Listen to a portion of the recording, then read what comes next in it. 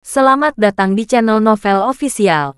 Sebelum kalian mendengarkan novel Pesona Pujaan Hati, jangan lupa like, share, and subscribe. Kalau tidak kusentil jantung kalian. Hehehehe. Tanpa lama-lama lagi langsung saja kita masuk di alur cerita novelnya. Bab 2941. Saat ini, Sophie sudah meninggalkan Shangri-La. Dia mengunjungi rumah tua yang dibeli oleh ibunya, Helen. Helen telah menghubungi perusahaan dekorasi lokal dan berencana merenovasi rumah tua ini. Dia juga berharap bisa pindah ke sini selama beberapa hari setelah perbaikan selesai secepat mungkin. Dia sangat teliti dengan masalah ini. Ketika Sophie tiba di depan rumah tua itu, Helen sedang berada di halaman. Dengan senang hati memberitahu seorang desainer tentang rencana yang diusulkannya.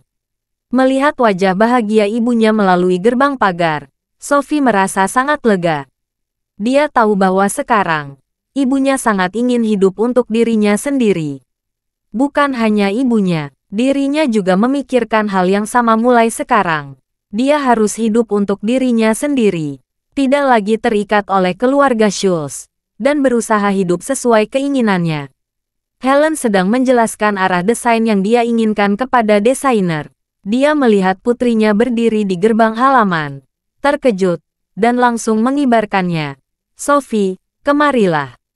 Sophie mendorong pintu hingga terbuka sambil tersenyum dan bertanya kepada Helen, "Bu, apakah ibu sudah memutuskan gaya dekorasinya?" Helen mengangguk, menunjuk ke desainer wanita muda di sebelahnya, dan berkata dengan gembira, "Saya sudah berkomunikasi dengan Whitney. Ide dekorasinya mengangkat tema nostalgia, tapi ibu juga ingin ada rasa modern." Sophie berkata sambil tersenyum, "Kalau begitu gunakan bahan dan teknik modern, dan lakukan konstruksi sesuai dengan gaya 20 tahun yang lalu. Bahan dan teknik saat ini sudah sangat ditingkatkan secara keseluruhan. Ini juga memastikan kualitas, perlindungan lingkungan, dan kenyamanan." Perancang wanita di samping mengangguk dan berkata, "Kamu benar. Gagasan umum kami sekarang adalah menggunakan bahan dan keahlian modern untuk membuat bentuk nostalgia dan retro. Lalu membuat rumah tua ini lebih nyaman dan layak huni." Setelah itu, desainer wanita itu berkata lagi, "Ngomong-ngomong, Bibi Dun, kami harus menunggu bos kami membuat satu set gambar desain terperinci sesuai usulan Anda. Terutama untuk beberapa bagian fungsional. Kami harus menyembunyikan bagian tersebut dengan baik. Anda menginginkan gaya retro ini, jadi kami harus menyembunyikan sistem pemanas, AC sentral, sistem udara segar, jaringan nirkabel, dan lainnya. Kalau kita tidak menyamarkannya, peralatan itu akan terlihat menonjol." Helen berkata sambil tersenyum. "Ngomong-ngomong, Whitney, bosmu memberiku gambaran umum hari itu. Dia bilang, balok kayu dapat diganti dengan struktur logam, lalu disemprot dengan tekstur kayu, sehingga terlihat seperti kayu aslinya. Bagian tengah struktur logam juga dapat digunakan untuk saluran udara. Warna lubang udara dibuat tetap sama dengan tekstur balok, sistem udara segar. Dan saluran udara keluar bisa disembunyikan di alas tiang. Saya pikir rencana ini cukup dapat diandalkan. Tolong beritahu atasan Anda. Untuk menyempurnakan rencana spesifik ini, akan lebih bagus kalau saya bisa melihat sketsa dalam bentuk gambar dan video." Perancang wanita itu berkata tanpa ragu-ragu, "Baiklah, Bibi Dun. Saya akan memberitahu bos kami. Kami akan membuat proyek ini serapi mungkin." Setelah itu, dia bertanya lagi, "Ngomong-ngomong, Bibi Dun, Anda tidak berencana mengambil tanah di halaman? Tanah berlumpur sangat sulit dirawat jika hujan." Helen mengacungkan tangannya.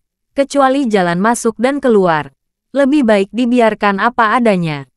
Saya akan menaburkan beberapa benih rumput di musim semi.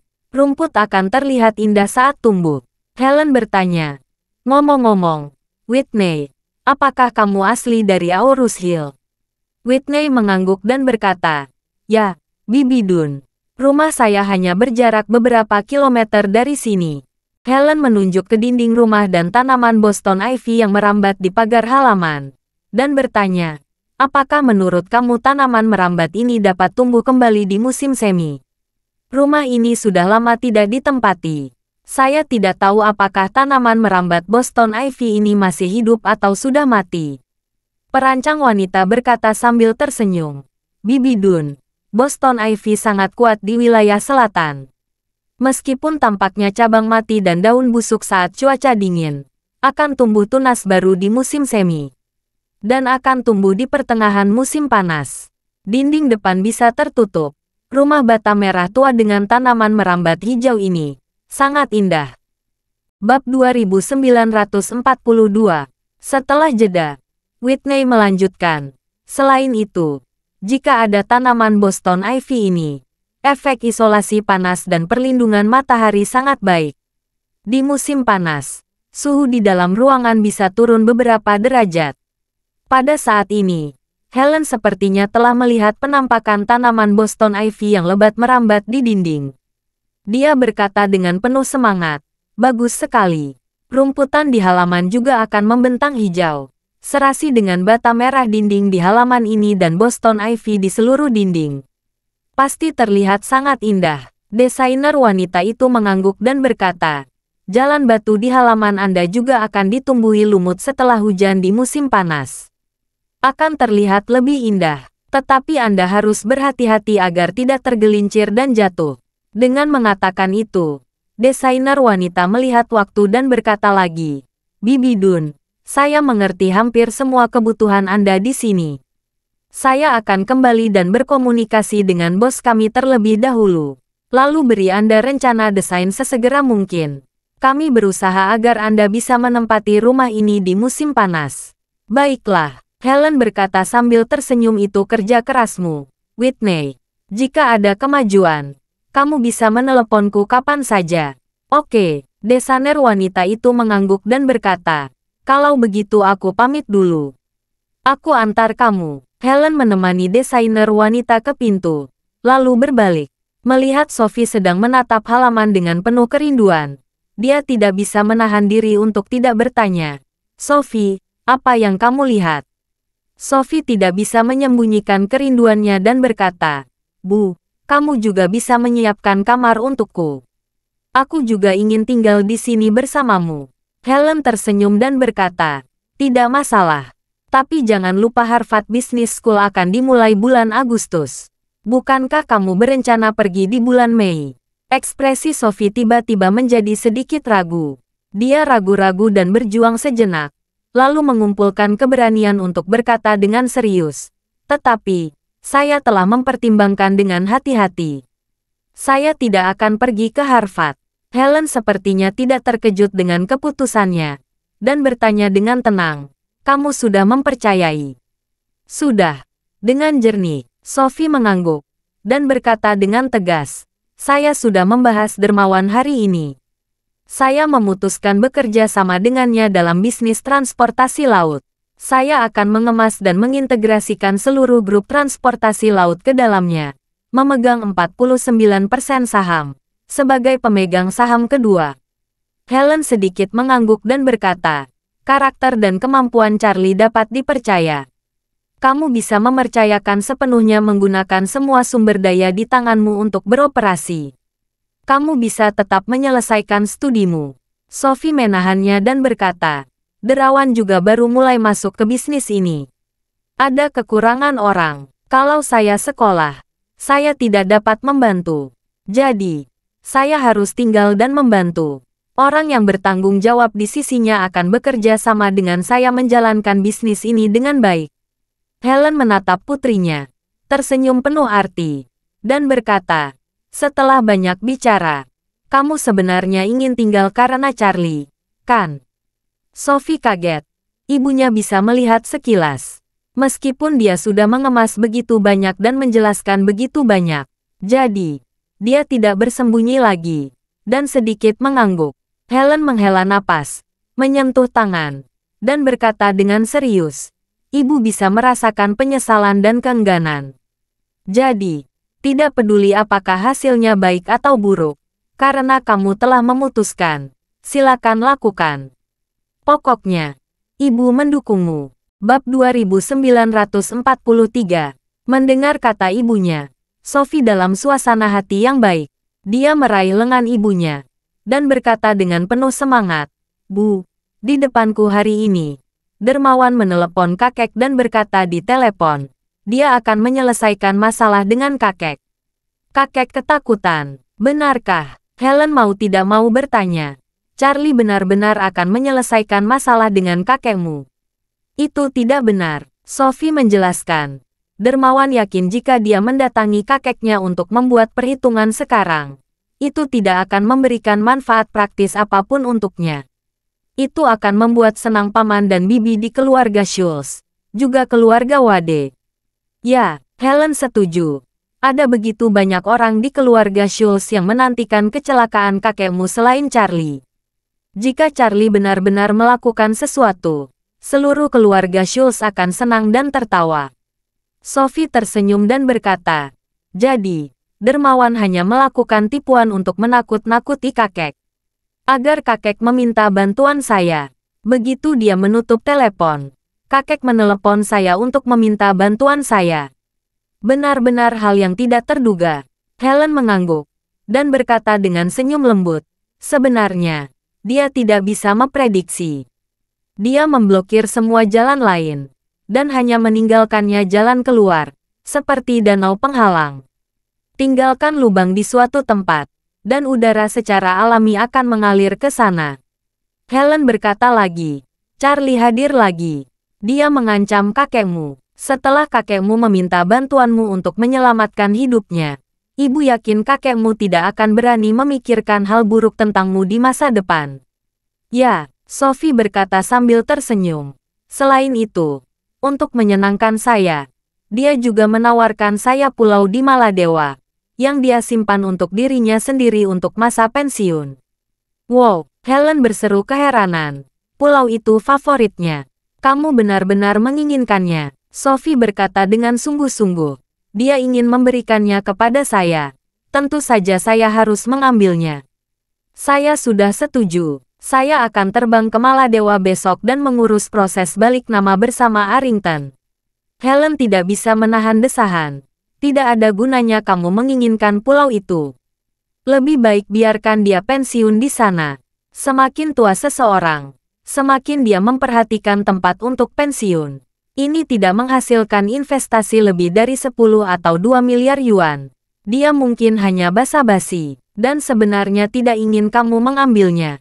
Sophie tampil pelan, dan berkata dengan sikap agak marah, "Kalau begitu aku tidak peduli. Aku tetap akan mengambilnya karena dia sudah memberinya tempat tidur. Tidak peduli dia tulus atau tidak." "Kamu," Helen menghela napas, dan berkata dengan serius, "kamu harus melupakan dan memaafkan. Dia tetap kakekmu." Sophie memegangi kepalanya dan berkata, "Aku tidak semurah dirimu. Aku paling tidak bisa meminta pertanggungjawabannya atas apa yang dia lakukan. Aku tidak akan pernah memaafkannya."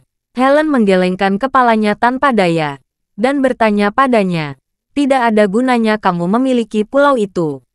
Bahkan jika kamu ingin berlibur, itu hanya 10 hari atau mungkin lebih dalam setahun."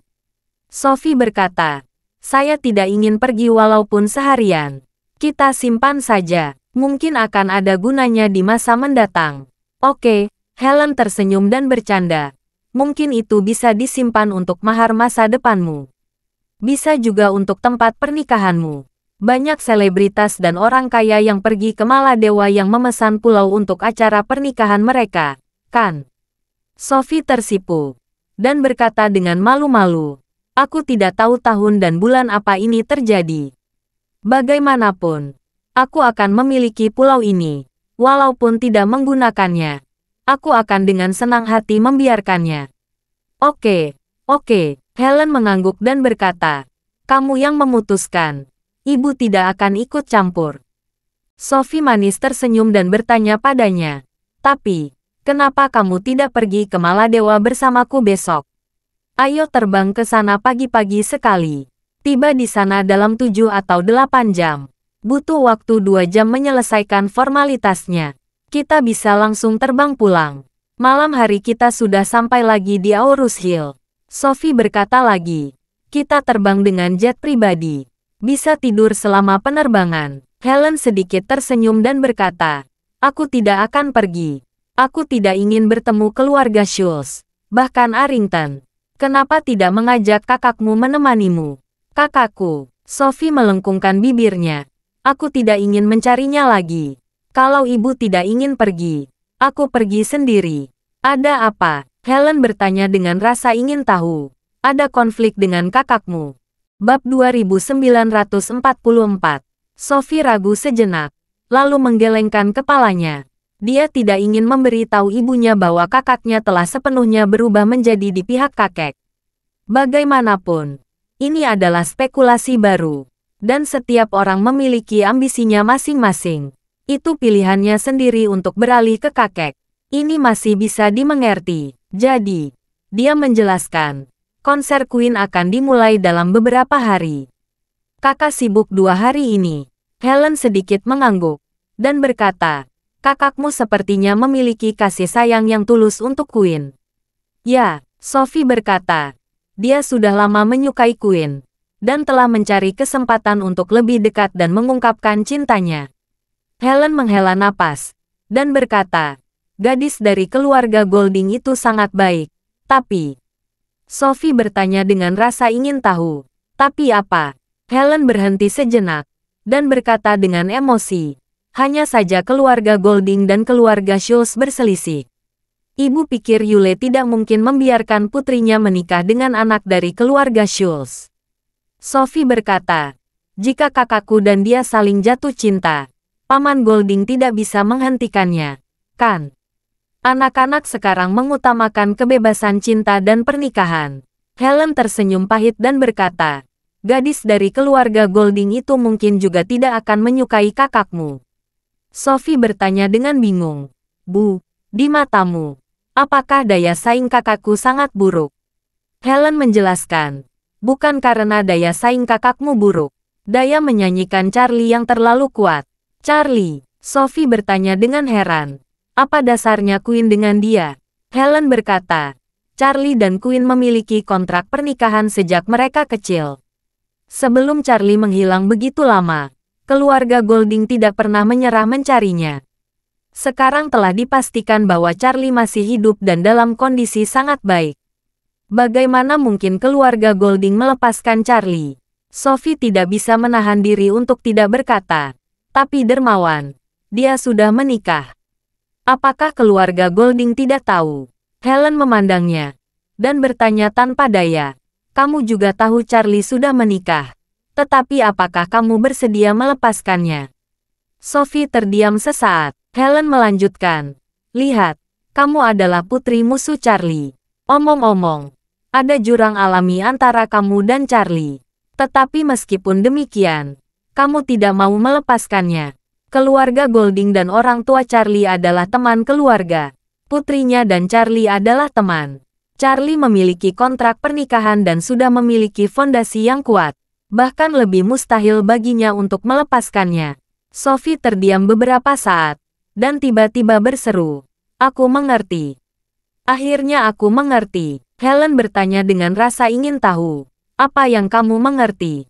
Sophie menyadari. Saya akhirnya mengerti mengapa Queen, bintang sebesar itu, tahun ini mengadakan tur konser pertama di Aurus Hill, kota lapis kedua. Sebelumnya, aku dan kakakku sangat terkejut. Menurut akal sehat, bintang besar seperti dia seharusnya memulai rangkaian putarannya di beberapa kota lapis pertama. Baru kemudian ke kota lapis kedua. Selain itu, dia adalah penduduk asli East Cliff. Seharusnya, pilihan terbaik mengadakan konser pertamanya langsung di tempat olimpiade terbesar di depan rumahnya. Tidak ada alasan dia memilih lokasi yang jauh. Fokus pada yang kecil dan memperbesar. Dan lari ribuan kilometer ke Aurus Hill untuk konser pertama. Dia memilih Aurus Hill pasti karena Charlie. Bab 2945.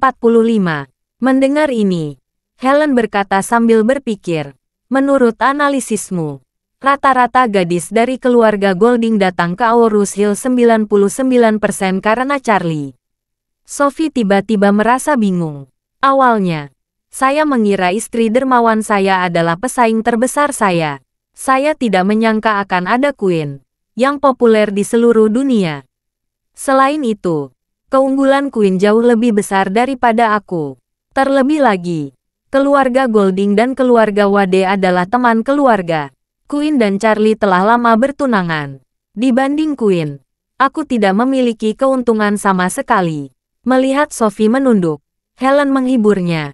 Sophie, jangan terlalu banyak berpikir. Perasaan tidak diukur dari kelebihannya. Beberapa orang mungkin tidak menang dengan tangan yang baik. Beberapa orang, dengan tangan yang buruk, bisa menang sampai akhir. Sophie sedikit mengangguk. Dia juga berharap pria seperti Charlie akan sangat populer di kalangan wanita. Jadi setelah bersumpah dengan hati-hati, dia tidak menganggap Queen benar-benar masalah besar. Pada saat ini, Helen memikirkan sesuatu dan bertanya padanya, "Sophie, kapan konser gadis Golding itu?" Sophie menjawab singkat, "Lusa." Helen berpikir sejenak, lalu berkata, "Lusa adalah hari kedua bulan lunar kedua, kan?" Sophie menggelengkan kepalanya. "Saya tidak tahu. Saya tidak ingat kalender lunar." Helen mengeluarkan ponselnya untuk melihat-lihat, lalu berkata dengan pasti, "Benar. Ini bulan Februari." Erlong mengangkat kepalanya. Tidak heran dia memilih konser di hari ini di Aurus Hill. Sophie bertanya dengan heran. "Bu, ada yang istimewa di hari kedua bulan lunar kedua?" Helen berkata dengan serius. "Hari kedua bulan lunar kedua adalah hari ulang tahun Charlie." Sophie semakin bingung. "Bu, bagaimana kamu tahu hari ulang tahun dermawan?" Helen tersenyum pahit dan berkata, "Saat kamu benar-benar mencintai seseorang, kamu secara tidak sadar akan memerhatikan segala sesuatu tentang dia. Kamu bahkan memerhatikan semua informasi yang berhubungan dengannya. Aku mencintai Curtis bertahun-tahun. Bagaimana mungkin aku tidak tahu tentang ulang tahunku?" Sophie melihat ekspresi ibunya sedikit malu, buru-buru memeluknya dengan ringan, dan berkata sambil tersenyum, "Bu, kehormatan bagi Paman Wade memiliki wanita yang sangat mencintainya." Helen tersenyum dan berkata, "Ibu tidak akan membicarakan ini lagi. Ayo masuk dan lihat kamar mana yang kamu suka." Sophie berkata sambil tersenyum, "Saya ingin kamar tempat tinggal dermawan saya." Saat ini, di Shangri-La, setelah bertemu dengan Sophie dan berbicara dengan Queen di telepon, Charlie tidak terburu-buru pergi. Sebaliknya, karena kesopanan, dia meminta seseorang untuk menelepon Yahiko kembali dan menemuinya. Sophie datang menemuinya dengan alasan melompat dengan Yahiko Ito, dan dia meminta Emi Ito menjemput dan mengantar Sophie. Ini merupakan bantuan pribadi. Yahiko yang duduk di kursi roda didorong kembali ke kamar presidensial. Saat melihat Charlie, Yahyo tersenyum dan berkata, "Tuan Wade, bagaimana kabarmu?" Melihat dia terlihat baik, Charlie sedikit tersenyum. "Saya sudah merepotkan Tuan Ito." "Saya baik-baik saja." Setelah itu, Charlie memandang Hiroshi yang juga duduk di kursi roda lain di belakang Yahiko. Charlie berkata kepadanya sambil tersenyum, "Tuan Tanaka, lama tidak bertemu." Sebagai bawahan Yahiko yang paling setia dan terpercaya, Hiroshi selalu menjadi orang kepercayaan Yahiko meskipun kakinya sudah diamputasi. Charlie melihat majikan dan bawahannya sudah menjadi saudara bertahun-tahun. Bab 2946. Ketika Hiroshi melihat Charlie lebih dulu menegurnya, dia tersanjung dan berkata, "Tuan Wade, halo. Sudah lama sekali. Saya tidak berharap Anda mengingat saya." Charlie berkata sambil tersenyum. "Ingatanku tidak terlalu buruk. Bagaimana mungkin aku tidak mengingatmu?" Setelah itu, Charlie bertanya kepada Yahiko, "Bagaimana kabar kalian berdua selama berada di China beberapa hari ini?" "Bagus sekali," Yahiko menjawab dengan serius. "Saya dan Tanaka secara fisik cacat, tapi kami kuat. Kami bergabung dalam berbagai olahraga di mana-mana. Bermain golf, bowling, dan berenang. Dokter berpesan kami harus banyak berolahraga. Selain meningkatkan kebugaran fisik, yang lebih penting dapat mempercepat penggunaan prostesis." Hiroshi juga mengangguk dan berkata, Dokter mengatakan bahwa jika kebugaran fisik cukup baik dan prostetik disesuaikan dengan baik, kami dapat segera berjalan dengan prostetik. Charlie mengangguk dan berkata sambil tersenyum. Mentalitas kalian berdua benar-benar mengagumkan. Terima kasih. Yahiko berkata dengan senyum rendah hati. Jika bukan karena obat ajaib Tuan Wade, kami tidak akan dapat pulih seperti sekarang ini. Tanpa bantuanmu, mungkin kami memiliki tabung di seluruh tubuh, menunggu mati di unit perawatan intensif rumah sakit. Berbicara tentang ini, dia tidak bisa menahan napas. Saya masih bisa hidup sampai hari ini. Terima kasih kepada Tuan Wade dan Tanaka. Segera, dia menatap Hiroshi Tanaka dan berkata dengan serius, Tanaka, kalau kamu tidak mendorongku dari jembatan hari itu, aku pasti sudah dipenggal. Terima kasih sudah menyelamatkan hidup. Hiroshi Tanaka berkata dengan mata merah. Tuan Presiden, sudah menjadi tugas saya untuk setia kepada Anda. Merupakan kesewenangan besar dalam tugas sehingga saya tidak dapat melindungi Anda hari itu. Bagaimana saya bisa menahan Anda untuk mengatakan itu? Setelah selesai berbicara, dia bertanya lagi dan berkata, saya menjadi orang yang tidak berguna. Anda menghabiskan banyak uang untuk merawat dan membantu saya pulih. Saya tidak akan pernah melupakan kebaikan ini. Yahiko menghela nafas pelan dan berkata, kamu dan aku menerobos gerbang neraka bersama. Tentu saja, aku tidak akan meninggalkanmu. Berbicara tentang ini, dia mengamati Charlie dan berkata dengan emosi, Tuan Wade, Tanaka sedang dalam suasana hati yang tertekan sejak amputasi. Tunangannya juga meninggalkannya. Dia tidak pernah ingin menyerah pada dirinya sendiri. Kamu membantu mencerahkannya. Kamu adalah orang yang paling Tanaka kagumi. Kata-katamu pasti lebih berguna daripada kata-kataku. Hiroshi buru-buru berkata, Tuan Presiden, Anda adalah orang yang paling saya hormati. Saya selalu menganggap kata-kata Anda sebagai standar saya dan tidak berani melanggarnya. Hanya saja kecelakaan itu sedikit mengubah hidup saya. Beri saya sedikit waktu lagi. Saya pasti akan bisa keluar. Charlie sedikit tersenyum saat ini.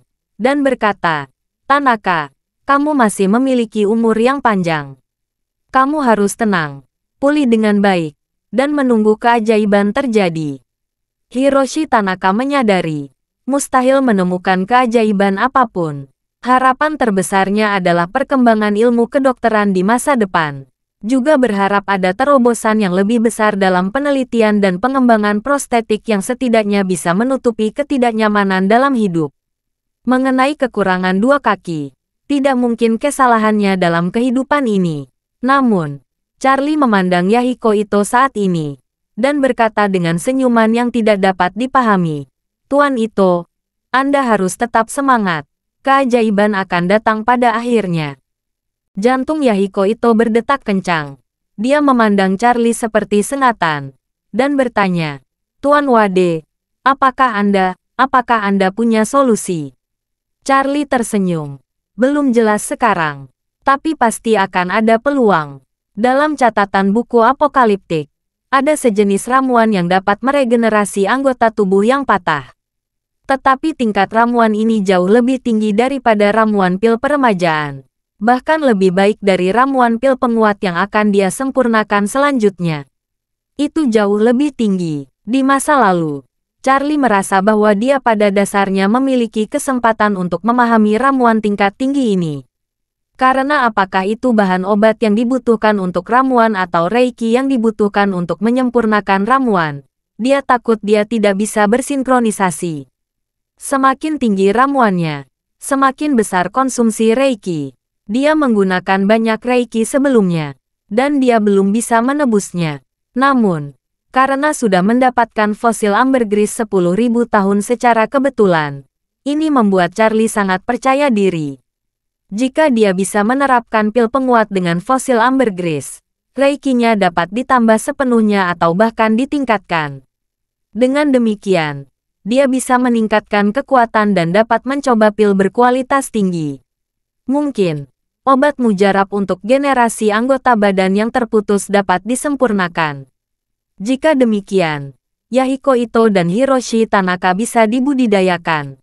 Juga Ibu Rosalie Yashita bisa dibudidayakan.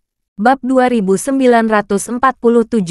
Yahiko sangat bersemangat saat Charlie mengatakan pasti ada peluang di masa depan.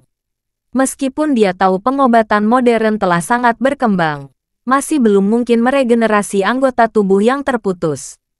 Apalagi teknologi modern masih belum mampu menembus pemulihan sel 100%, sehingga bekas luka tidak bisa hilang, dan tidak dapat tumbuh kembali seperti sebelum cedera. Ada luka ringan di pergelangan tangan, dan bekas luka itu akan bersamamu seumur hidup setelah penyembuhan. Bagaimana kaki yang diamputasi bisa tumbuh kembali? Belum lagi tumbuhnya kaki.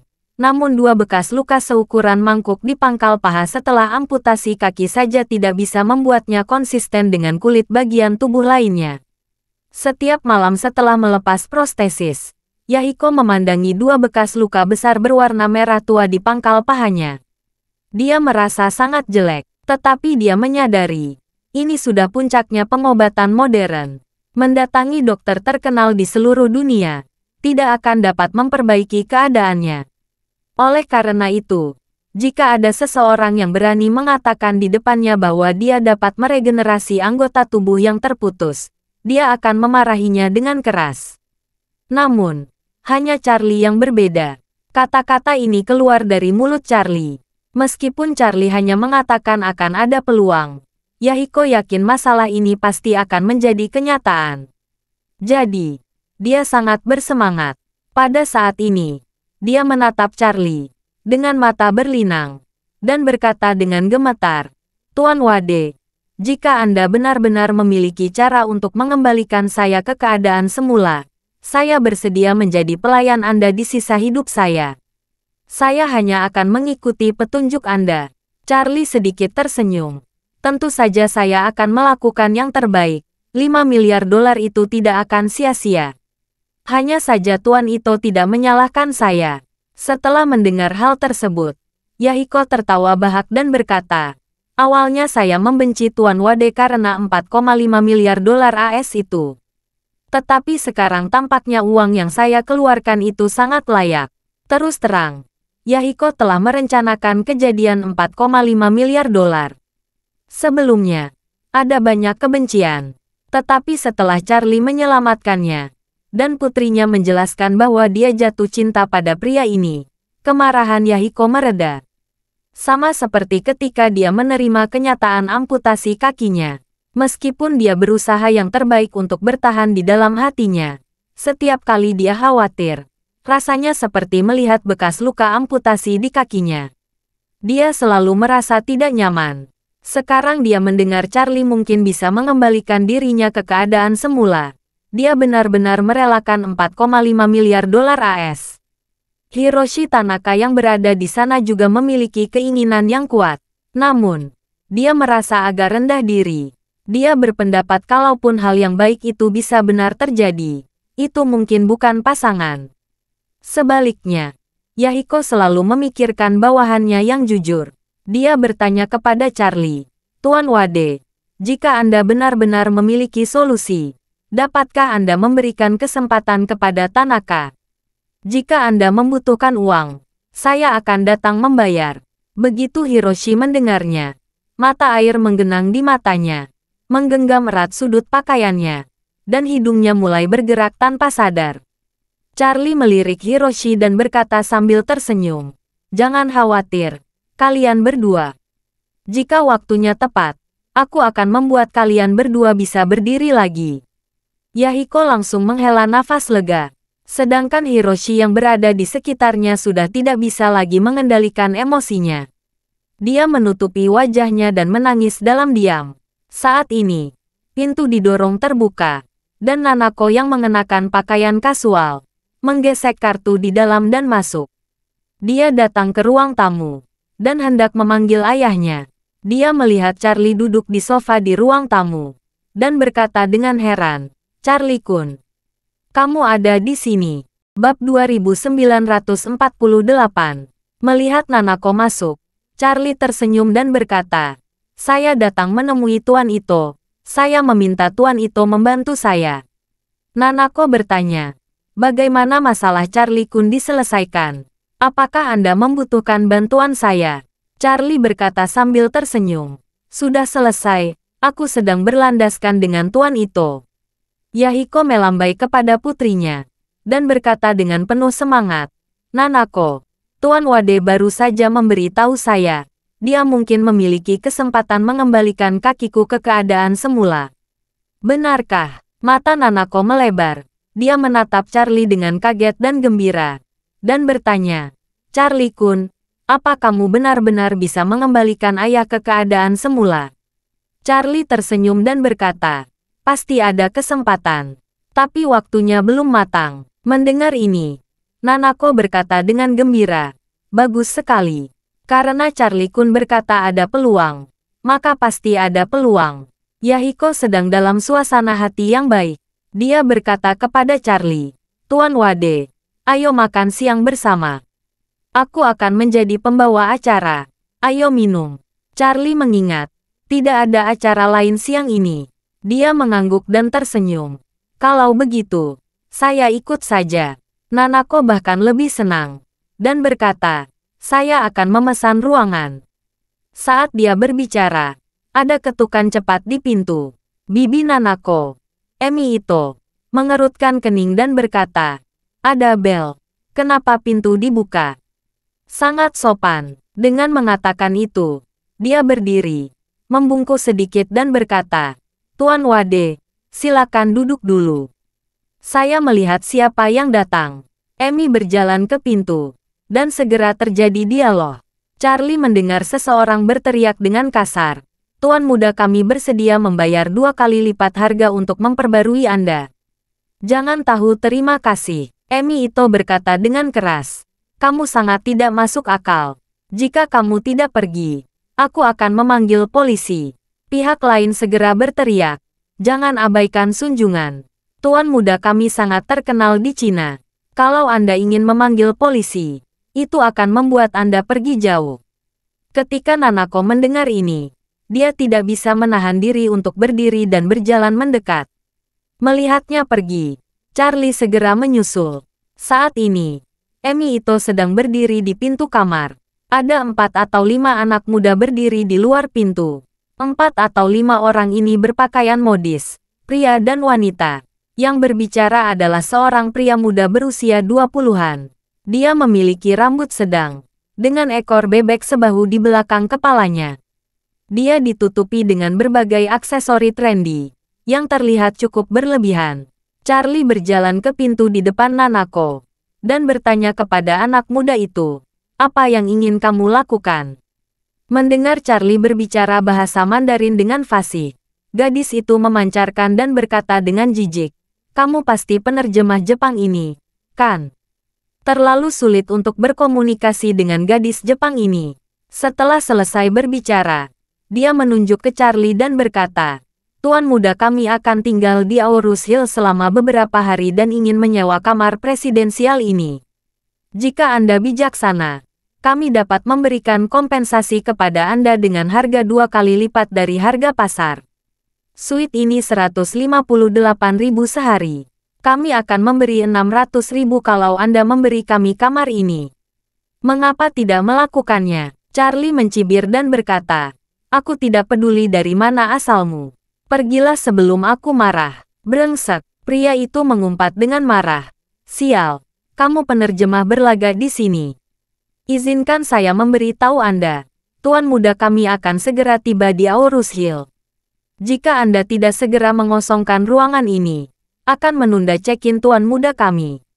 Kalau tidak mau, jangan salahkan kami akan memaksudkan kasar. Charlie mengerutkan kening dan bertanya, siapa muda tuanmu? Pria muda itu berkata dengan arogan, tuan muda kami adalah tuan muda tertua dari keluarga Zielinski. Dia penyanyi pria paling terkenal dari generasi baru di seluruh negeri. Tuan muda kami datang ke tempat kecil seperti Aorus Hill ini karena dia menjadi tamu istimewa. Dia akan menghadiri tur konser pertama Nona Queen tahun ini. Bab 2949. Keluarga Zielinski. Ketika Charlie mendengar nama ini, dia mencibir. Saya pernah mendengar tentang keluarga Wade, keluarga Schultz, dan keluarga Golding. Saya belum pernah mendengar keluarga Zielinski. Pria itu berteriak. Kamu belum pernah mendengar Zielinski. Otak kamu dimakan anjing. Keluarga Zielinski pemilik Zielinski Group. Mereka memiliki bisnis bahan bangunan terbesar di negara ini. Aset mereka ratusan miliar. Popularitas tuan muda kami bisa menyamai Queen. Dia adalah penyanyi pria terpanas di Tiongkok saat ini. Charlie mengangguk. Dan dengan sengaja berkata dengan nada memuji. Luar biasa. Jadi, tuan mudamu adalah Queen versi laki-laki. Pria itu mengangkat alisnya. Dan berseru. Tentu saja. Nona Golding adalah penyanyi wanita papan atas. Tuan muda kami penyanyi pria top. Keluarga Nona Golding kuat. Dan keluarga tuan muda kami juga kuat. Siapa yang tidak tahu keduanya adalah pasangan emas di industri hiburan? Charlie berkata dengan menyesal. Maaf, saya tidak mengetahuinya. Mengapa dia bisa menjadi pasangan emas? Tom Zielinski. Saya belum pernah mendengar nama ini. Pria muda itu berkata dengan menghina. Nak, kenapa kamu berlagak hebat? Bagaimana mungkin kamu tidak pernah mendengar Tom Zielinski? Kamu tinggal di luar negeri sepanjang tahun. Charlie tersenyum dan berkata, saya tinggal di Aarhus Hill sepanjang tahun. Saya belum pernah mendengar tentang Tom Zielinski. Saya hanya mendengar tentang Profesor Yi Zongtian yang berbicara tentang 3 kerajaan. Pria muda itu merasa seperti diinjak-injak. Dia berseru, persetan. Saya pikir kamu sengaja mencari-cari cuplikan. Charlie hendak berbicara. Ketika Ishak berlari dengan cepat. Melihat pria ini dikejutkan oleh Charlie. Dia berkata dan menegur, apa yang kalian lakukan? Siapa yang mengizinkan kalian datang ke sini? Bocah itu berbalik dan melihat Ishak. Dia tidak bisa menahan diri dan bertanya, siapa kamu? Saya manajer umum di sini. Ishak berkata dengan dingin, siapa yang menyuruhmu datang ke sini untuk membuat masalah? Pria itu segera berkata, izinkan saya memperkenalkan diri. Saya manajer Tom Zielinski, tuan muda dari keluarga Zielinski. Nama saya Dalton Seres. Saya di sini bukan untuk membuat uskup. Saya di sini untuk berbicara tentang transfer kamar.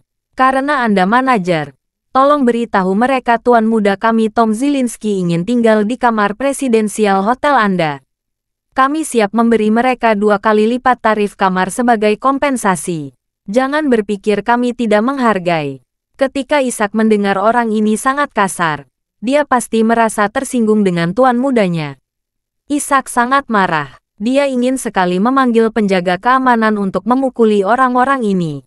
Namun, saat ini, Charlie sudah bertanya, Ishak, apa latar belakang Tom Zielinski ini?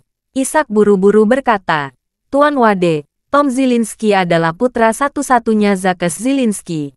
Bos grup Zielinski. Dia belajar musik selama beberapa tahun di beberapa universitas yang tidak jelas. Dia membranding dirinya sebagai jenius musik dan jenius kreatif. Keluarganya telah menghabiskan ratusan juta dolar setahun, dan membutuhkan 4 atau 5 tahun untuk menjadi terkenal. Dia pergi ke Korea 2 tahun lalu dan menjalani operasi plastik sebelum dia menjadi populer. Ketika Dalton mendengar penjelasan Ishak, dia langsung marah, dan berkata, kamu jangan asal bicara. Tuan muda kami tidak pernah melakukan operasi plastik. Media terakhir yang menyebarkan rumor tentang operasi plastik sudah kami tutup. Anda manajer hotel. Beraninya mengucapkan kata-kata tidak bertanggung jawab. Kami akan menuntut Anda dan hotel Anda. Ishak mengerutkan keningnya, dan berkata dengan sinis, saya tahu seperti apa penampilan tuan muda Anda sebelum ini. Dia memiliki wajah besar yang gelap dan jelek. Sekarang sudah seputih porselen. Jika tidak melakukan operasi plastik seluruh wajahnya penuh dengan vitiligo. Sekarang dagunya lancip. Kalau dia menundukkan kepalanya, dia bisa menusuk tenggorokannya sendiri. Jika bukan karena operasi plastik, mungkinkah dia menggunakan roda gerindra untuk membentuk dagunya? Dalton berkata dengan marah. Kamu harus bertanggung jawab untuk apa yang kamu katakan. Tunggu surat pengacara kami. Kami akan menuntut hotel ini ke pengadilan. Bab 2950. Ishak menampilkan dingin. Kamu ingin menuntut hotel ini.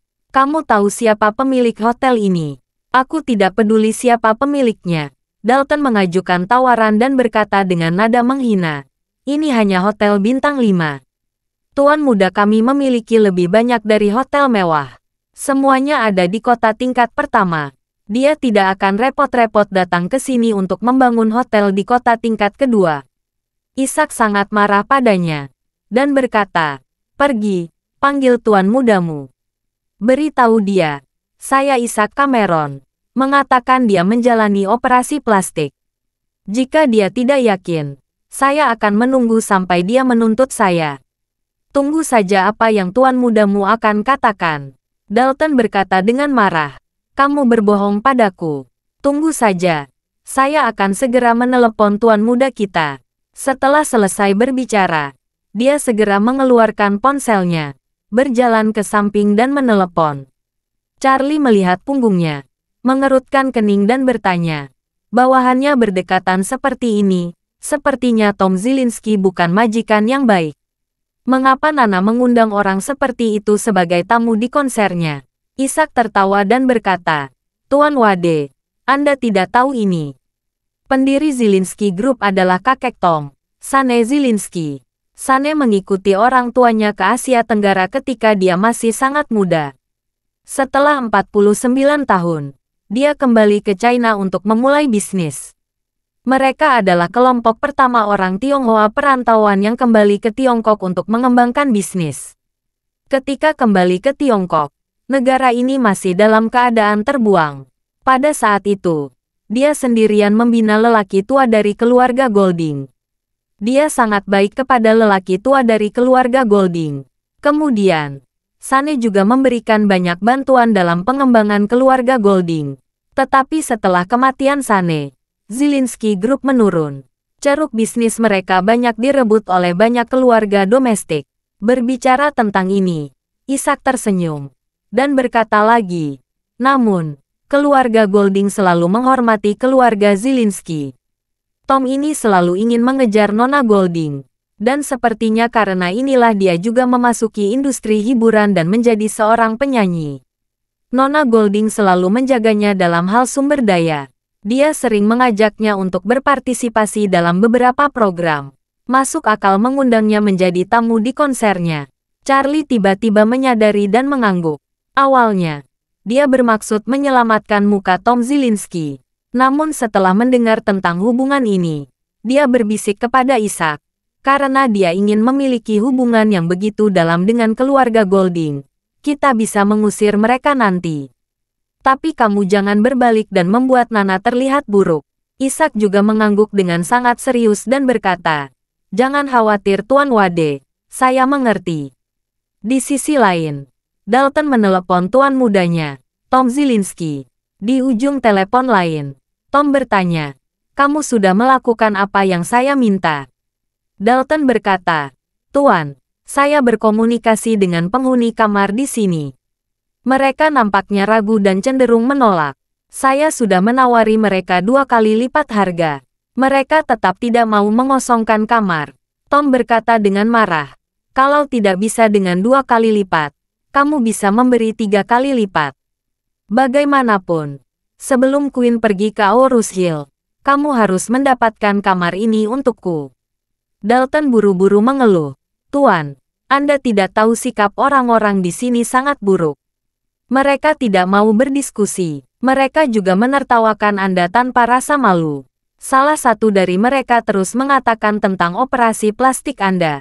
Dia bilang, dagu Anda dapat menusuk tenggorokan Anda sendiri saat menundukkan kepala. Ini sangat konyol. Sial." Ketika Tom Zielinski mendengar orang mengatakan bahwa dia menjalani operasi plastik, ekornya seperti diinjak-injak. Dia berteriak dengan marah, "Siapa yang berani mengatakan saya menjalani operasi plastik? Saya pikir dia bosan hidup. Saya akan menuntut dia sampai bangkrut. Lihat berapa banyak tambang yang dia miliki di rumahnya untuk dia bayar. Nyalakan pengerasan suara. Saya akan menanyakannya secara pribadi."